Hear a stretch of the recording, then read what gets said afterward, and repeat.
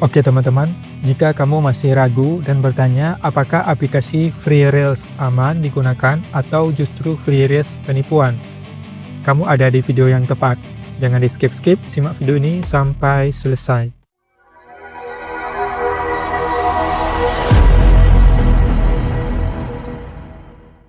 Halo teman-teman semuanya, sebelumnya kita sudah membahas update cara menghasilkan uang dari aplikasi FreeRails ini.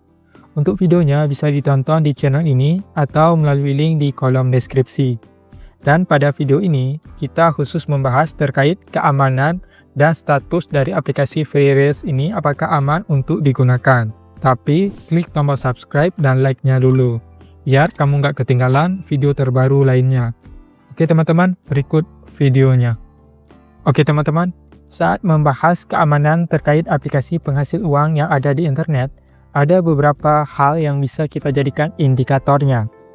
Pertama, keamanan data pribadi, yaitu bagian privasi atau izin aplikasi. Nah, di aplikasi FreeRails ini, kita bisa melihat untuk info aplikasinya, di sini apa saja yang diizinkan. Nah, untuk izin aplikasi di sini, hanya ada notifikasi, kalender, dan telepon.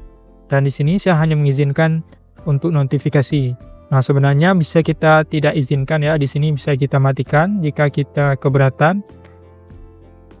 Karena menurut saya nggak terlalu penting untuk notifikasinya. Nah, di sini tidak ada izin akses yang aneh ya. Karena untuk aplikasi FreeRails ini tidak meminta izin akses ke media seperti kontak dan SMS, akses ke galeri dan lokasi, dan sebagainya ya. Jika kita bandingkan dengan aplikasi yang lain, misalnya WhatsApp. Nah, untuk WhatsApp sendiri, di bagian info aplikasi, tepatnya di bagian izin aplikasi, bisa dilihat sendiri ya. Di sini ada banyak permintaan untuk perizinan. Karena apa? Karena di WhatsApp kita membutuhkan aksesnya. Memang membutuhkan ya, beda halnya di aplikasi FreeRails. Seandainya permintaan perizinan FreeRails sama seperti WhatsApp, maka itu patut dicurigai ya. Di WhatsApp wajar ada permintaan perizinan foto dan video, kamera, kontak, dan sebagainya ya. Ini adalah hal yang sangat wajar.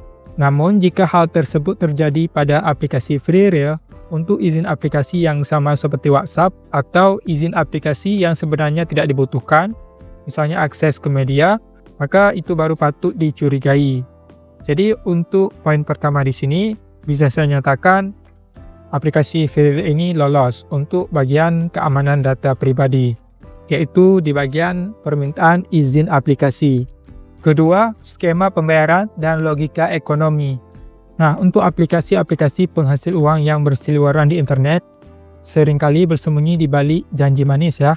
Namun ini tidak ada pada aplikasi FreeRails ini. Contohnya seperti apa? Skema Ponzi atau money game, yang mewajibkan pengguna harus melakukan deposit terlebih dulu ya, untuk bisa melakukan penarikan saldo. Nah, untuk aplikasi FreeRails ini nggak begitu ya, nggak ada aturan yang mana kita harus deposit terlebih dulu untuk bisa melakukan penarikan. Nah, di aplikasi ini kita bisa melakukan penarikan secara gratis ya, setelah mencapai minimum penarikannya. Jadi, tidak ada di sini yang namanya skema Ponzi. Kemudian untuk masalah limit penarikan, bisa dibilang ini limit penarikan yang rendah ya, karena kebanyakan yang bermasalah untuk aplikasi yang menetapkan batas minimum penarikannya yang cukup tinggi. Misalnya 100.000, nah dengan penghasilan yang kita dapatkan per hari, jika minimum penarikannya 100.000, ini cukup berat ya. Sedangkan di aplikasi FreeRails ini, minimum penarikannya hanya 10.000. Dan saya sendiri sudah melakukan banyak kali penarikan. Kemudian di aplikasi FreeRails ini, untuk jumlah iklannya juga tidak berlebihan ya. Bukan seperti aplikasi-aplikasi yang di luar sana, iklannya saja yang banyak namun belum tentu terbukti membayar. Dan menurut saya, iklan-iklan yang muncul di aplikasi FreeRails ini masih tergolong sangat wajar. Ketiga, legalitas. Nah, untuk izin ataupun legalitas dari aplikasi FreeRails ini, tentunya hanya ada reputasi di Play Store ya. Kita bisa langsung melihat ulasan yang diberikan di Play Store ya. Nah, di sini untuk ulasannya ada sebanyak 610.000 ulasan, kemudian sudah di-download lebih dari 50 juta kali. Nah, kalau kita lihat ratingnya di sini sudah 4,8. Nah, kalau ada yang nanya apakah ini sudah berizin OJK atau badan yang terkait, Tentu saja tidak ya, karena ini bukan aplikasi yang mengumpulkan investasi ataupun melakukan pengelolaan uang. Jadi tidak perlu izin yang begituan. Cukup kita cek saja reputasinya di Play Store. Jadi untuk poin yang ketiga ini juga lolos, seperti halnya kedua poin sebelumnya, yang mana Freereel ini aplikasi yang aman untuk digunakan. Kita lanjut ke poin berikutnya. 4. Keamanan teknis perangkat. Nah, untuk indikator di sini, pembahasannya yaitu pada aplikasinya ya. Nah, untuk aplikasi Freereel ini kita download langsung lewat Play Store ya. Bukan aplikasi yang kita download dari luar Play Store, apalagi aplikasi mod.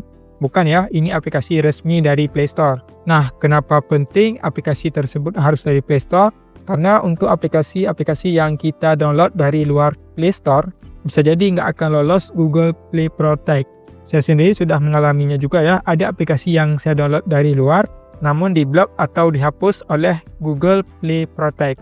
Padahal aplikasi tersebut bukan aplikasi mod, namun karena saya mendownloadnya dari luar, ya ada kemungkinan diblok. Sedangkan untuk aplikasi Freereel ini bukan aplikasi dari luar Play Store, jadi tidak mengandung yang namanya malware atau virus. Kemudian untuk aplikasi Freereel ini juga nggak berjalan di latar belakang ya, karena ada sebagian aplikasi yang diam-diam berjalan di latar belakang atau background, dan itu bisa membuat HP cepat panas atau baterai boros. Jadi untuk poin yang keempat di sini, aplikasi Freereel ini lolos juga. Kelima, soal keamanan dan transparansi metode penarikan. Nah, untuk aspek ini membahas gimana uang yang kita kumpulkan berpindah ke metode penarikan ataupun rekening penarikan atau e-wallet kita. Untuk aplikasi Freereel ini, alur transaksinya jelas ya dan tidak mencurigakan. Di sini memang kita harus melakukan verifikasi akun, yaitu akun e-wallet ketika kita melakukan penarikan. Namun di sini tidak ada yang mencurigakan ya, karena kita hanya memberikan nomor e-wallet saja. Nah, sama halnya ketika kita ingin melakukan penarikan ke rekening bank, kita pasti harus memberikan nomor rekening bank.